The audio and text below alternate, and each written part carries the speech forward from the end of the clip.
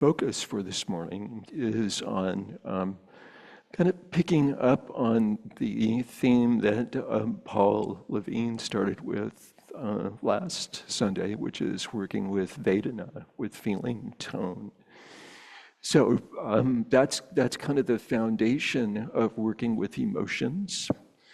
And so today, I thought we would focus on the kind of tools for working with what's called afflictive emotional states or difficult emotional states that come up.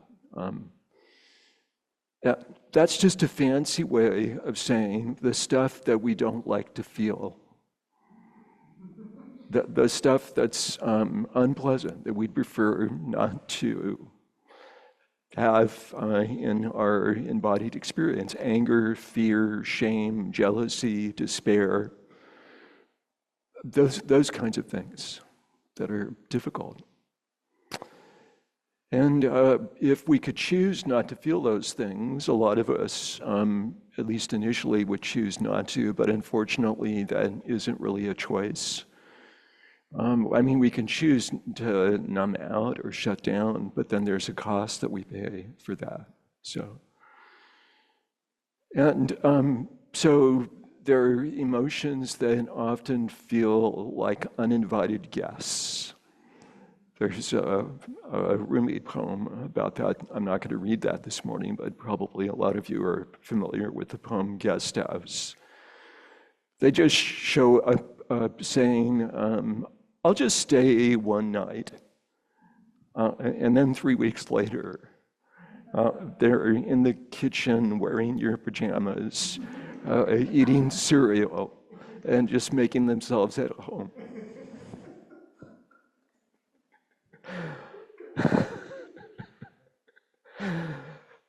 So the question is, how do we meet these emotions? How do we meet them with compassion, with wisdom, with a sense of wholeness, a sense that they too belong? Here's the thing in this practice, as I suggested during the guided meditation, we're not trying to fix anything through coercion or force. We're actually trying to welcome things just as they are, to recognize that we are inherently whole, just as we are. That emotions are as much a part of human experience as breathing, as all of the different physical experiences that we have, just as much as pleasure and joy and excitement. Also, there's those other emotions. So this is an opportunity for us to perhaps come together in community to remember our inherent capacity to keep our hearts open to ourselves, to each other when we face challenges, when we're facing difficult situations. And this month of remembrance could be a time of kind of opening back up or revisiting grief, sadness, and all of the feelings that go with that, as well as the joy and delight that might be present for a resurgent Sangha, a resurgent community. There's also making room for those other feelings. So as we're able to be mindful and kind and feel our shared humanity with these emotions, with what might be difficult experiences, it becomes possible for our hearts to soften to ourselves and to others. And almost always that's kind of the progression, that we need to do it for ourselves first, so then we can bring it into the world, into relationships.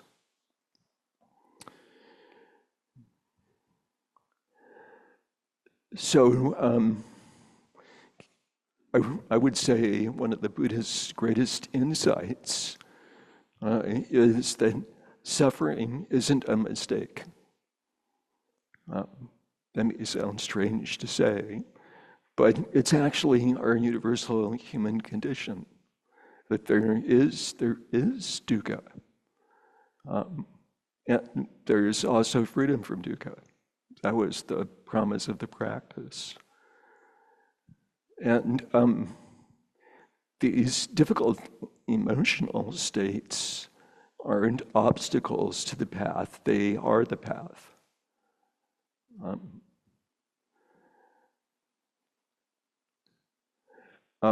There is many of you know of Lung Po Cha or Ajahn Chah. He said there are two kinds of suffering.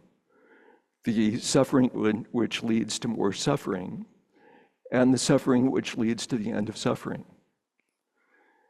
The first is the pain of grasping after fleeting pleasures and aversion to the unpleasant, the continued struggle that most people engage in day after day.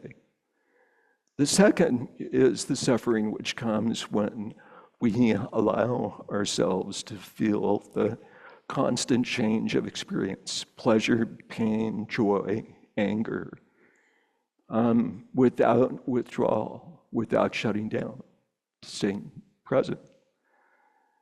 And the suffering of our experience leads to inner fearlessness and peace.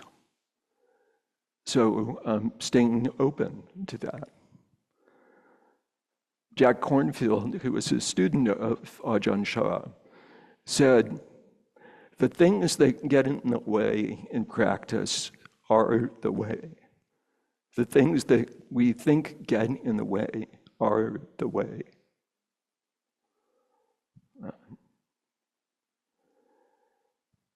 And Tara Brach reminds us, and this kind of is echoed in the class that Alexa is offering in October.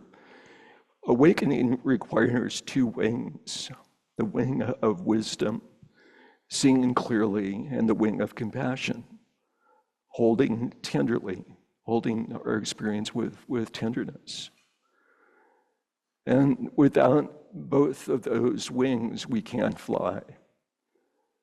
And our practice is about balancing those two, bringing those two, cultivating those two. So this morning, we're going to focus on how to bring them both to our emotional experience, to our difficult emotional experience.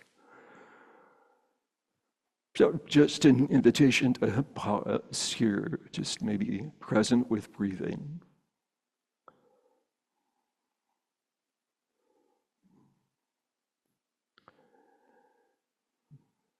And just to notice what's happening in this moment as you hear these words. What's happening in your heart,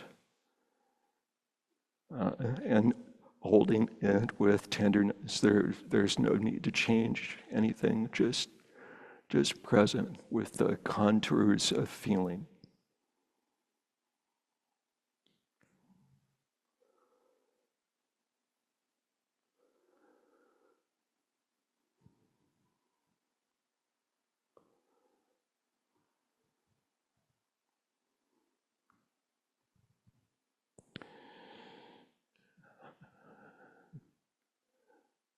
So the Buddha's teaching, Dharma, offers us many wonderful maps to bring to our exploration of emotions and the cause of difficult or afflictive emotions.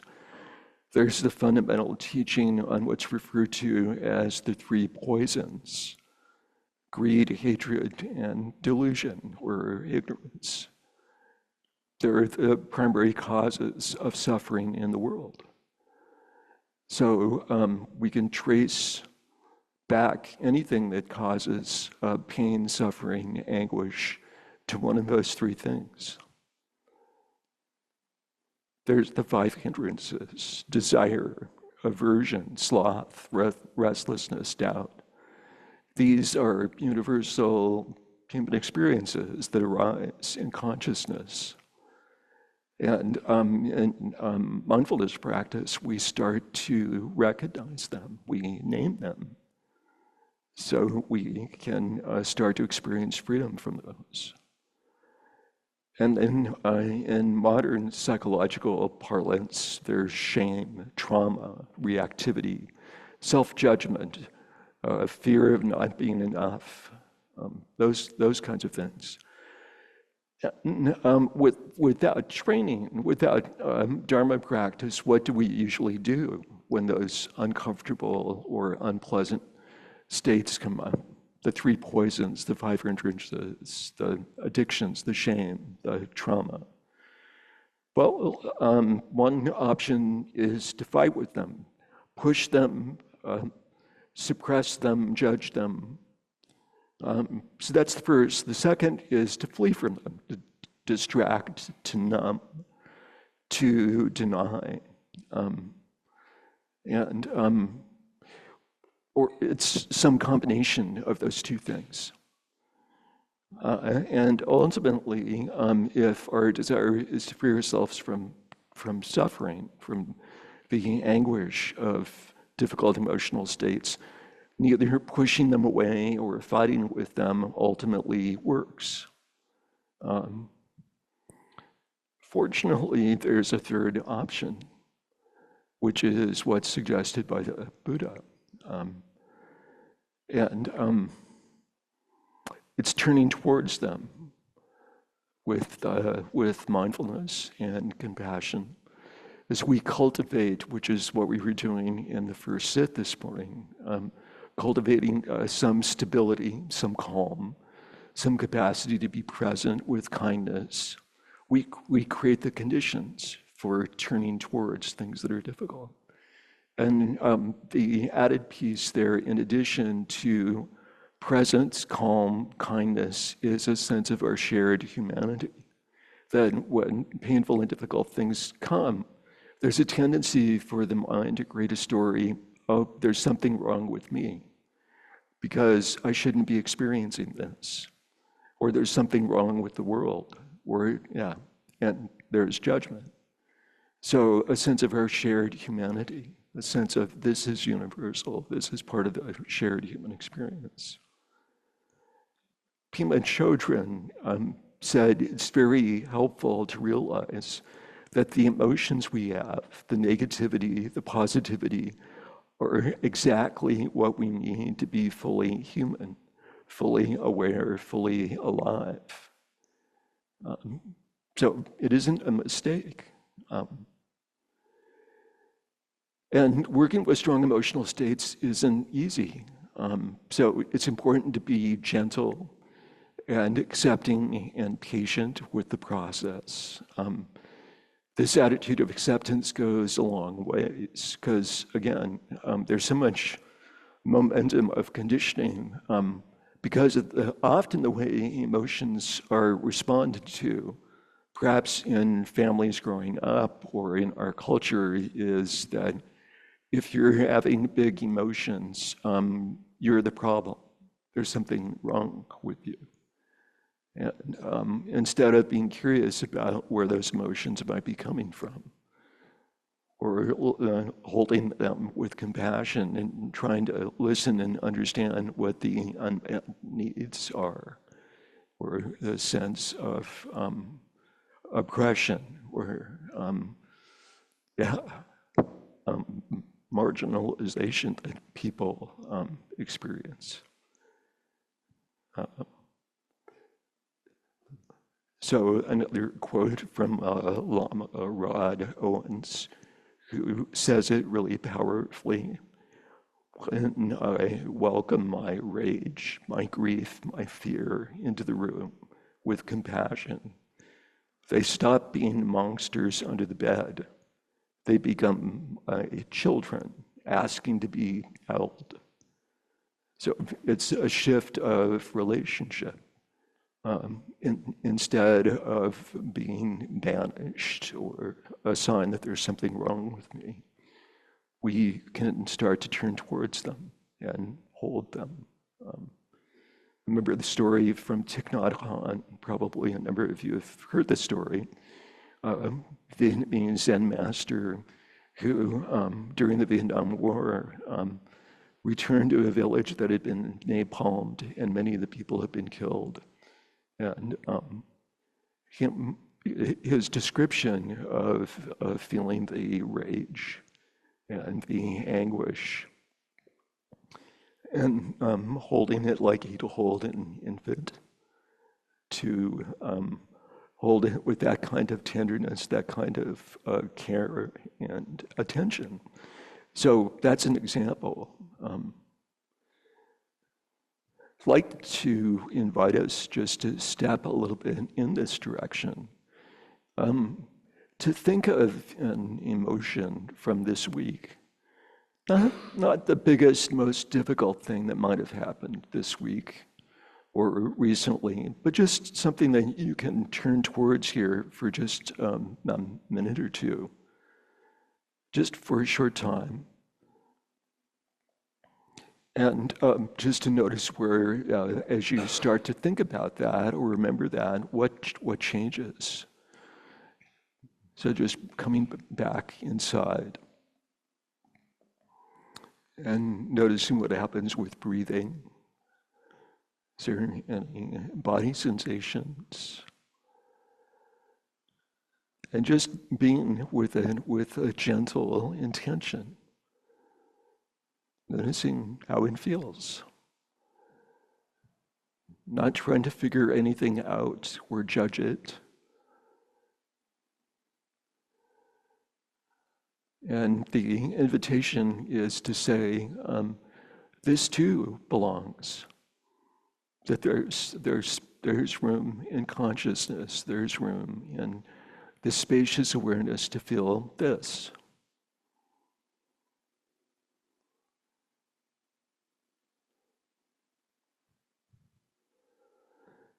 And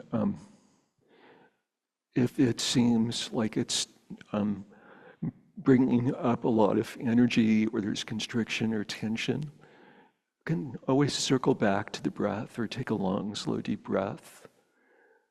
You can switch focus if it seems like it's too much. And of course, you always, and with anything that I'm suggesting, you always have the option to opt out, to just circle back to something that's grounding and centering if it seems like, yep, there's too much activation here right now.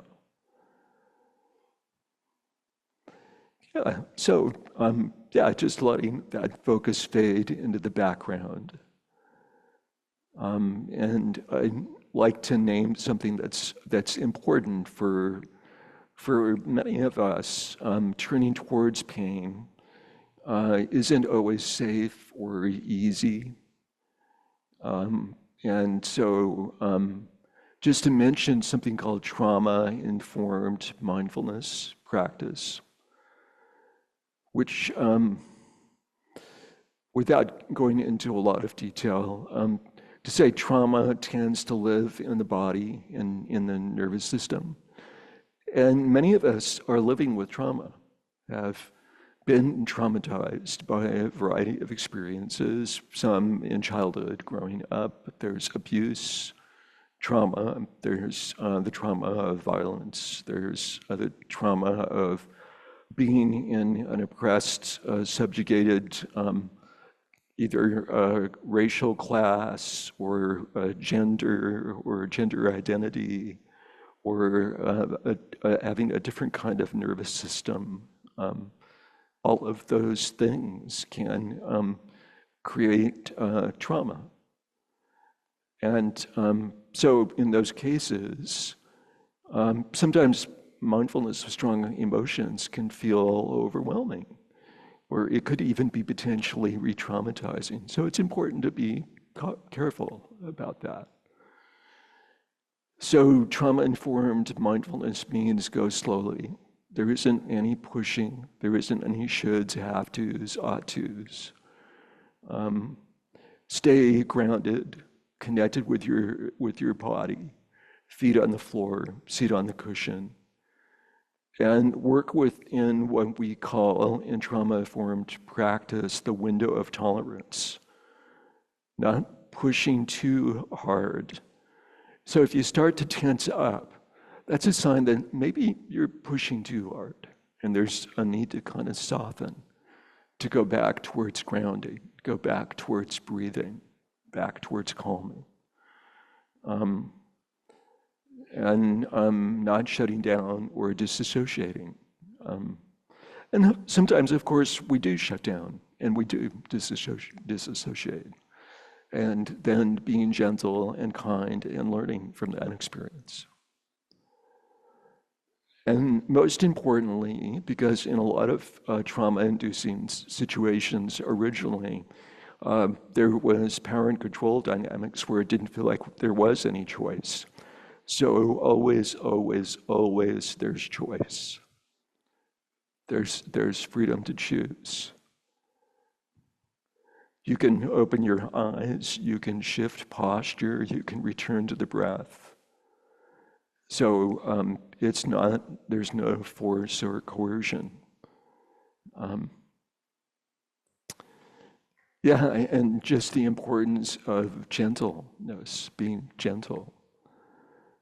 So often in our culture, there's a kind of implicit message of force. And so gentleness doesn't get much airtime.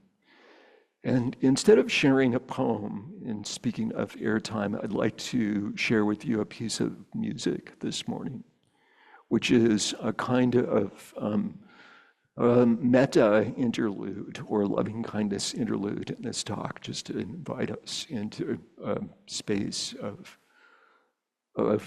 kindness in reflecting on working with difficult emotions. And we'll see if this works. Yeah. And if it doesn't, that's totally fine. Yeah. So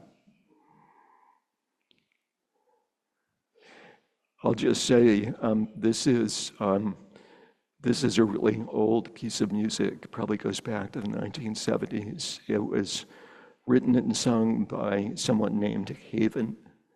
And is it going to work? Okay, wonderful. And so just an invitation, just to be present with hearing and notice what happens in your body. Just let yourself soften into noticing hearing, present with sound.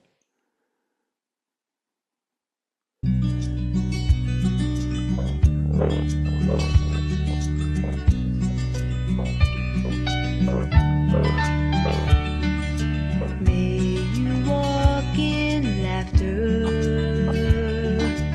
May you sing with joy. May you build your home in the warmth that you find. There's a flow of love here, change of colors too, waiting to surround us. It's true.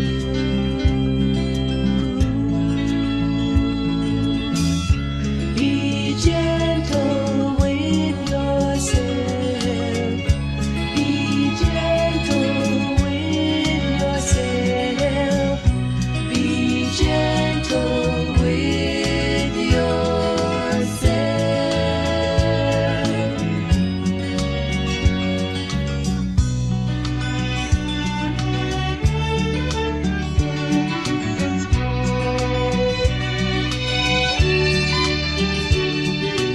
May you see your sorrow. May you feel your pain. May you find the answers as your tears fall like rain. Soon you'll find the suffering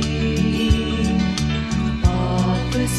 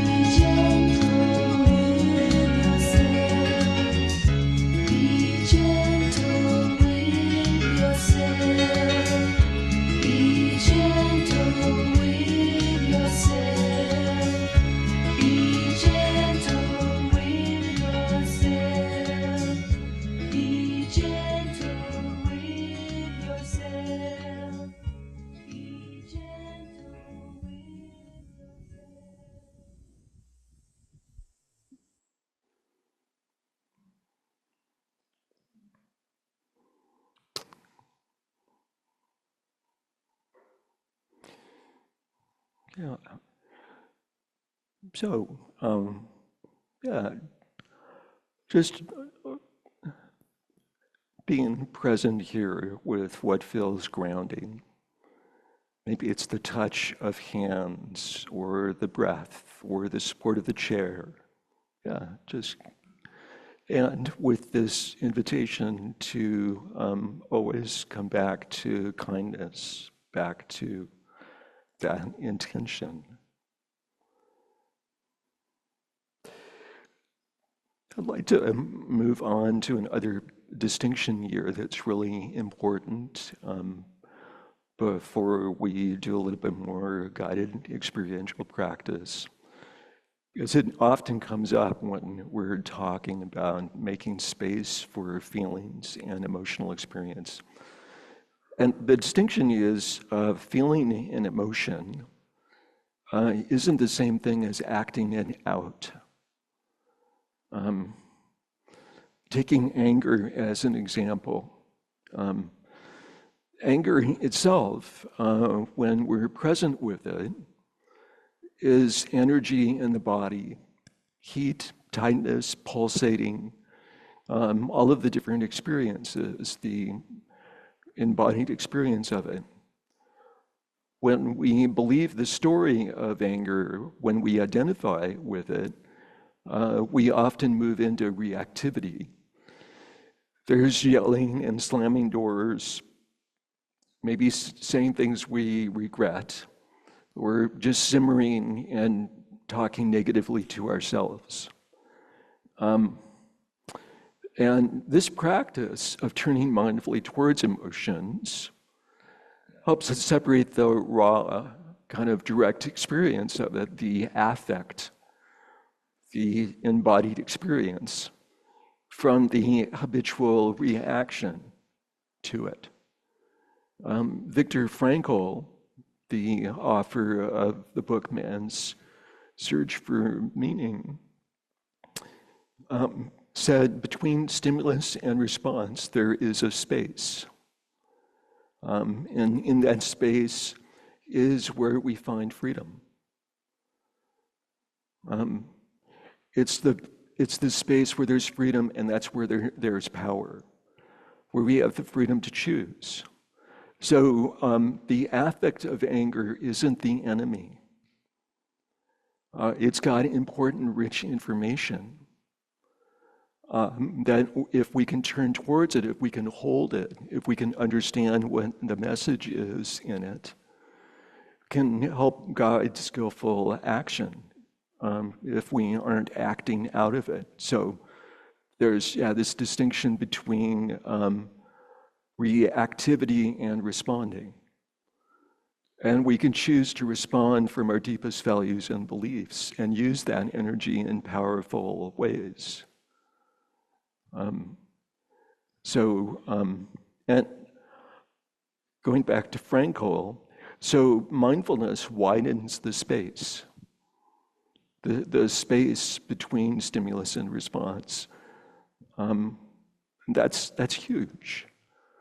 That's why this practice is called the practice of liberation. That's one of the reasons, because it gives us that freedom, that space. One of the most helpful sort of tools that I've found in working with difficult emotional states is a teaching that I originally heard from Tara Brach, although I know that she received the teaching from other teachers. And it's based on a very simple acronym. The acronym is RAIN, which stands for recognize what's happening when there's a strong emotion. Really just allow it to be here. That's the A. Investigate with curiosity the experience, and nurture with compassion. Nurture the experience with compassion.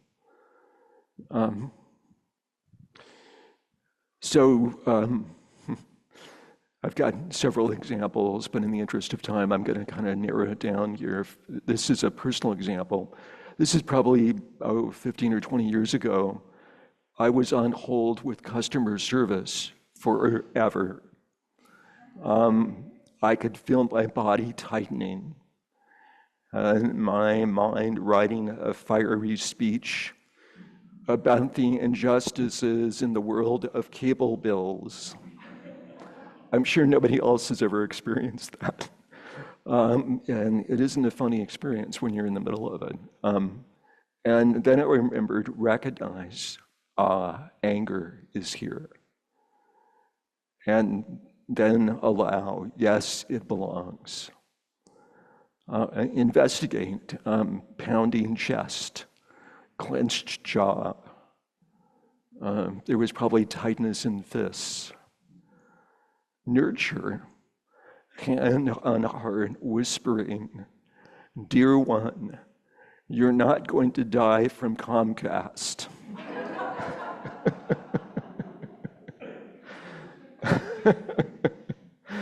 Although sometimes it's hard to believe. Yeah, I have to keep calling them on a regular basis. And I won't go there. I was still on hold after I did rain, but I wasn't at war with myself anymore. There was some peace there. And a more recent experience this past week, I was walking through the park that I walk through on almost every day, and there was a person with a couple of dogs, and I just walked past them and got bitten, just out of the blue. Didn't see the dog. I was actually probably 4 or 5 feet in front of where I had passed them before I realized, oh, I got bitten, and there was all this blood. And so fortunately, there was also a fair degree of mindful presence. It's like, oh, this is what's happening. What do you do when there's blood gushing out of your leg? Well, you stop the bleeding. So I did that, and I had the presence of mind to ask the person, so has your dog gotten rabies shots and those kinds of things? And they said yes, and then they kind of walked away. They didn't really. So I was there to kind of fend for myself. Fortunately, I was on the phone with a good friend and got assistance. So, and ultimately made it to the ER and got stitches and that kind of thing. But there was a surprising amount of calm in that moment. Probably partly shock, but partly just, oh, this is what's happening. This is a body that's in distress. And then after getting stitches and antibiotics and a tetanus shot and that kind of thing, there was still this lingering sense of unease, this sense of, kind of feeling unsafe, radiating from where the wound is in my right calf. And so I turned toward that with rain. And what emerged is, oh, there's fear that's emanating from this part of the body, this kind of visceral sort of mammalian sense of being invaded, being violated. There was anger that came up, sadness. And of course, these feelings belong. And investigate, yeah, there's a story of, oh, this shouldn't happen, that, people should have better control of their dogs, and there's just the story that the mind creates, and that sense of physical violation. And then nurture, it's okay, you're safe now. You've gotten the care that you needed. And it makes sense that you feel this way. And you aren't the only one that gets bitten by dogs and gets injured. Of course, this happens, it's part of a human experience. So the experience softened, and what remains is compassion. And so, yeah, there's just a recent example. So like to give us a chance to do a little bit of this. And I know there's not a ton of time, but I want to just honor and kind of build on what Paul shared last week about being present, particularly with unpleasant Vedana, or that kind of what's referred to as unpleasant states. And use this RAIN model if you'd like to. It's totally optional, but to see if there's something that you're sitting with today that may have come up for you, maybe in relationship to grief, or just the sharing of the report from the ZCO teachers about our former guiding teacher, or just something that's less kind of powerful, something that's manageable that you can sit with here for just a few minutes. So picking something that's not going to kind of rock your boat for the rest of the day, but that you could just turn towards and be present with for just a short period of time. And if this doesn't feel like the right thing for you to do at all, don't. So just come back to the breath, just come back to grounding and calming and a sense of safety. And that's wonderful, that's great. So if you'd like to do it, just to kind of return to, or continue with, feeling your feet beneath you, and just coming back and centering in the breath. And as you're ready to, just to recognize, bring to mind a mildly difficult emotion. And just name it gently. Maybe it's fear or anger or sadness or guilt. And might be helpful just to notice the kind of the basic feeling tone, unpleasant. Notice how that registers in your physical experience.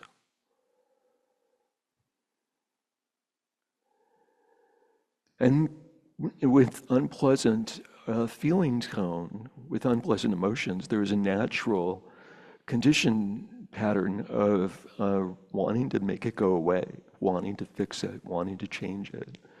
It's understandable.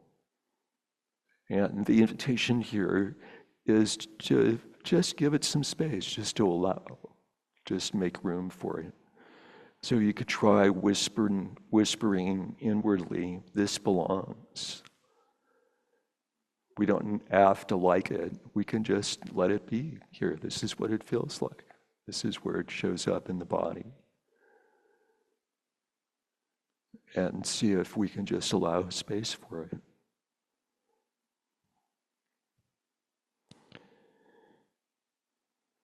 And as you're able to stay with it, to notice what else there is to be noticed, to be curious about.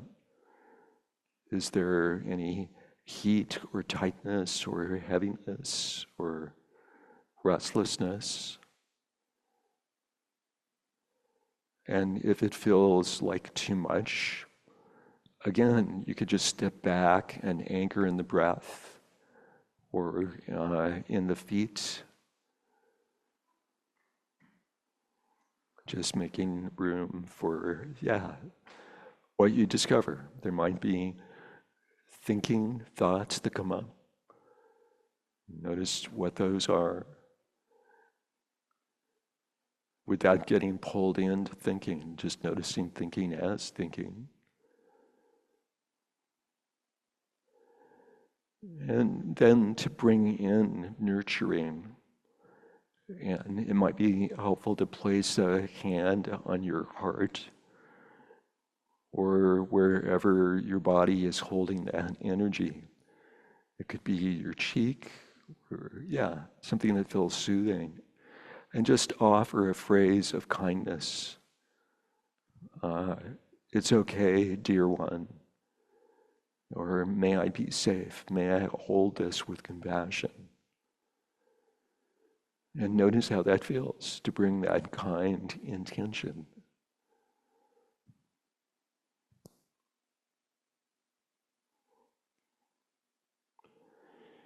And there isn't anything that's supposed to happen. There isn't any right way to do this. This is cultivation.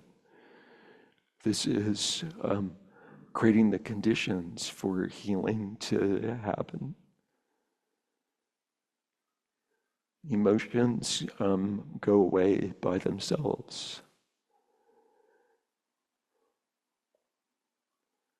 So we can create the conditions for healing to happen, holding it with recognition, with allowing, with investigation, and with nurturing.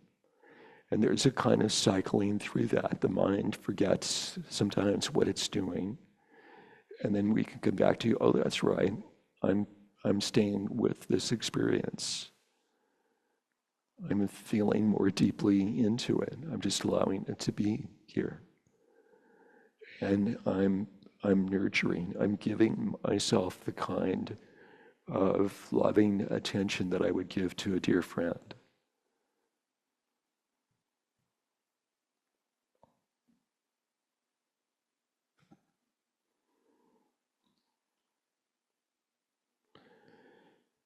And as we bring this short meditation to a close, just really appreciate yourself for the effort of doing this what might be really challenging work, to give yourself appreciation. And maybe the emotion that we're working with is still here, and that's totally fine. But notice maybe your relationship with it has softened.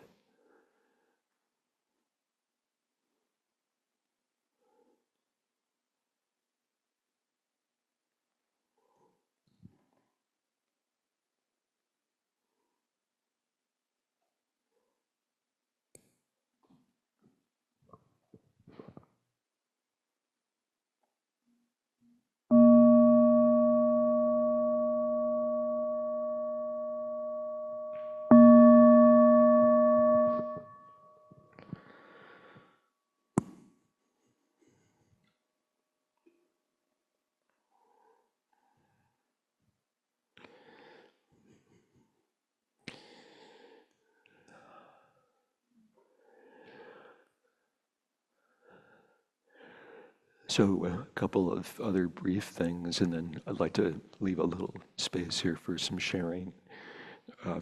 First is, and this is kind of implicit, I suppose, in what maybe was discovered here, that everything that arises, including difficult emotional states, are impermanent. They change, and if we can stay present with them, we can directly experience that for ourselves. That the fear that comes up and the resistance often is, if I let myself feel it, I'll get lost and it'll take over. And they do arise and pass away. And the second is that they're unsatisfactory, or they're a cause of dukkha to the degree that we cling or resist them. But if we allow them, then dukkha goes away, is reduced. And then the third, and probably maybe the most important and difficult at times to realize, is that they aren't who we really are. They are a weather system that's passing through this consciousness. They aren't self. It's from I'm angry to the anger, to this weather system. They are, so there's that.